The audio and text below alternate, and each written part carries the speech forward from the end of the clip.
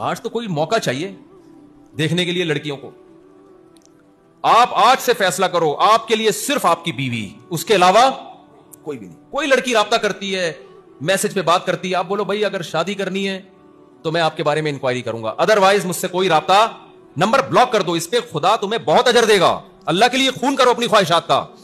دیکھو اگر آج ان گند میں پڑ گئے نا, لڑکیوں کے گند میں, زنا کرنے والے بہت ہیں. موت آئے گی کہ نہیں آئے گی ایک دن, اور بڑھاپا آئے گا کہ نہیں آئے گا. بڑھاپے میں زنا بھی نہیں ہوتا, لڑکیاں لفٹ کرانا بھی چھوڑ دیتی ہیں, پھر سسکیاں لے کے مرو گے, اور بڑھاپے میں پھر توبہ کی توفیق نہیں ملتی. بہت کم لوگ ہیں جن کو توبہ کی توفیق ملتی ہے. سسکیاں لے کے مرو گے. آج جوانی میں نکاح کی طرف چلے آؤ, زنا اور لڑکیوں سے دوستیوں کو چھوڑ دو. اور اللہ نے ہم پہ کتنا فضل کیا میرے بھائی. اللہ میاں نے کہا 4 رکھ سکتے ہو یار تم. جس اللہ نے ہمیں 4 کی اجازت دے دی, ہم پاگل ہیں یار دوستیاں لگائیں لڑکیوں سے, ہمارا دماغ خراب ہے. ابے کیا ہو گیا, غلط کہہ رہا ہوں؟ تمہیں 4 بیویاں رکھو یار. پہلے بتا دو لڑکی کو جو فری کرا رہی ہے نا کہ میں تم سے بھی شادی کروں گا, 3 اور بھی کروں گا, کرنی ہے کرو, نہیں تو جاؤ دفعہ ہو یہاں سے. میں گارنٹی سے کہتا ہوں آپ کو مل جائیں گی انشاءاللہ, آپ کو مل جائیں گی. لیکن گند میں منہ مت مارنا. ایک دفعہ گند میں گھستا ہے, نکلنا بڑا مشکل ہے. اور جو ایک دفعہ گند میں گھس چکے ہیں, جتنا جلدی نکل سکتے ہو نکلو. توبہ کرو اللہ کے سامنے, رو اللہ جو مجھ سے ہو چکا مجھے معاف کر دے. لڑکیاں بھی جو لڑکوں کے نمبر ہیں بلاک کر دے.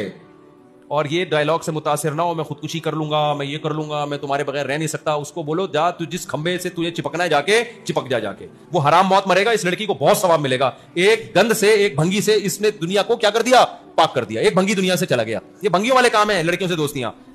دیکھو میرے بھائی میں کیسے سمجھاؤں, گدھا گدھی سے ریلیشن قائم کرتا ہے, شادی کرتا ہے؟ بولو نا, مجھے بتاؤ رشتے بنتے ہیں نکاح سے بنتے ہیں یا گرل فرینڈ بوائے فرینڈ سے بنتے ہیں؟ آپ کی گرل فرینڈ کی جو ماں ہے وہ آپ کی ساس کہلائے گی؟ ہے بھائی, اس کی بیٹی آپ کی سوتیلی بیٹی کہلائے گی؟ بولو نا.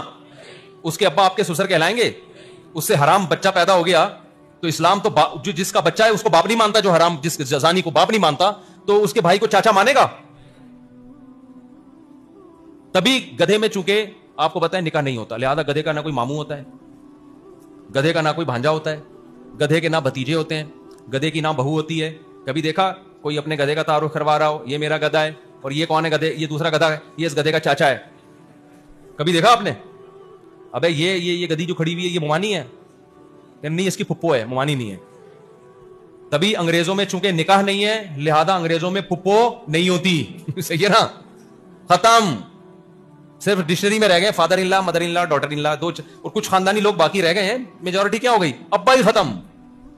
ابا مارکیٹ سے کیا ہو گئے, شارٹ. تو گدھے گھوڑوں والی زندگی چاہتے ہو تو گرل فرینڈ بوائے فرینڈ.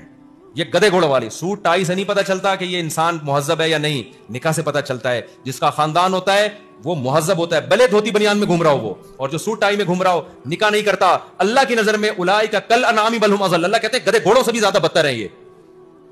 تو بھنگیوں والی زندگی گزارنی ہے پیغمبروں والی. ہمارے پیغمبر نے 9 بیویاں رکھی ہیں ایک ٹائم پہ, سلیمان علیہ السلام نے 100 بیویاں رکھی ہیں, موسیٰ کلیم اللہ نے 4 بیویاں رکھی ایک ٹائم پہ, ابراہیم خلیل اللہ نے 2 بیویاں رکھی ایک ٹائم پہ, یعقوب علیہ السلام اللہ کے پیغمبر غم میں بھی تیسری شادی کی یعقوب علیہ السلام نے جب یوسف علیہ السلام ان سے بچھڑ گئے, اور یوسف علیہ السلام دوسری بیوی کی اولاد تھے. پیغمبروں کا کام بیویاں رکھنا, گدھے گھوڑوں کا کام گرل فرینڈ رکھنا. سمجھتے نہیں ہو میرا خیال ہے بات کو؟ تو پروموٹ نکاح کو کرنا ہے, زنا کو نہیں کرنا, انٹرنیٹ پہ فوج فلمیں نہیں دیکھنی. اگر کوئی گناہ کر لے گڑ گڑا کے اللہ سے توبہ کرنا ہے. اور جس کو گناہ کی لت پڑ چکی ہے, بہت سے لوگ کہتے ہیں مجھے عادت پڑ گئی زنا کی, مجھے عادت پڑ گئی لڑکوں سے بدفعلی کی, مجھے عادت پڑ گئی فوج فلمیں دیکھنے کی, مجھے عادت پڑ گئی برہنہ عورتوں کے ناچ دیکھنے کی اور ہینڈ پریکٹس کی. جس کو عادت پڑ گئی ہے تو کیا کرنا ہے, جیسے کام کرتے کرتے عادت پڑ جاتی ہے تو چھوڑتے چھوڑتے عادت چھوٹ جاتی ہے.